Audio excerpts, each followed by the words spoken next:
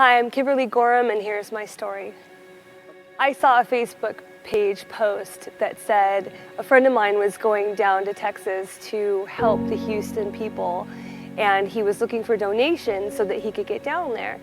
And so I called him up and I said, how can I help, and how much money do you want, and how are you going to collect it? And he said, I haven't really gotten that far yet. I said, well, you should probably do a GoFundMe page or something. And he said, great, I'll do it. So he set it up immediately and gave me the link, so I donated. And I called him back and I said, so how are you going to spend the money? And he said, I haven't quite thought about that. And so I just put it out there to my Facebook group and I said, hey everybody, it's a very worthy cause, it's a really honest man that's doing this and I want to get some help for him. So the $2,000 was raised the first day. And I said, okay, we're going to have to up that limit. So at the end of the week, we had $22,000. And we packed the truck. We got down there, we set up the triage station, and I was in communication with Billy, who was in the next town over in Lumberton. And he said, we have a couple bags of beans, a couple loaves of bread left. We have about 1,000 people here that don't have anything. Is there any way you could get some food here?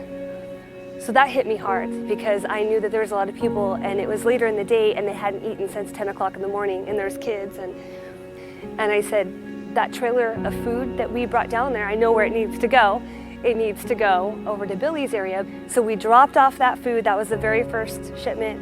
And we dropped it and they got to eat. And I got the call and there was a lot of cheering, there's a lot of woo, a lot of crying. Your neighbor knows you and knows what you need. And so once we would fulfill the needs of the one town very quickly, and we were moving fast, we would keep hearing, and I would ask, so do you know of anybody else that's looking for supplies? Can you get the word out? And they would, and then I get calls back. And I would put people in charge of specific tasks. And I would ask for them, I say, will you please be in charge of this for me? I'm answering the phone faster than I can get to it. And I don't want anyone to be left behind. So will you please make sure that you find out what that town needs and get back to me. Text me your name, text me your number, who you're from, and what you need. And so these texts now started coming in, and it was a snowball effect. It was the special, specific needs that we were able to coordinate with the help of the volunteers, of the people that I specifically said, don't let me down, please report back to me. If you don't reach me, just keep calling, you're important to me. You know, we're in this together. I kept saying to everybody, we're in this together. And it was, for me, I kept saying, no town left behind. I mean, it's been a tidal wave of love and appreciation, and everyone is getting what they need because we're all working together. I feel that God's used me to do miraculous things, and I've been a willing vessel. What we did during this entire 8 days, we had 7,800 people rescued. We've moved over $30 million worth of supplies. That's just in one location. I had 11 locations that were my main distribution centers. There's good work going on now too, because we've established these connections, and the churches that we're feeling good about distributing the food are now changing gears, and they're starting to help people muck out their houses and get the lives rebuilt. So we've really kind of solidified these amazing groups of people that are helping each other.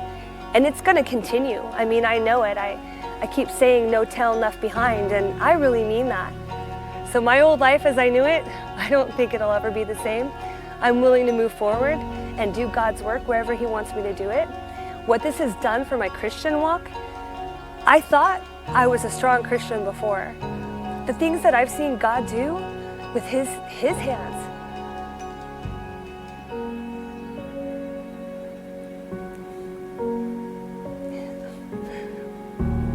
it's miraculous. It's unlike anything I've ever seen. I just praise Him in all of His glory, all of His people, and I thank Him, and I will serve Him and do whatever I'm called to do.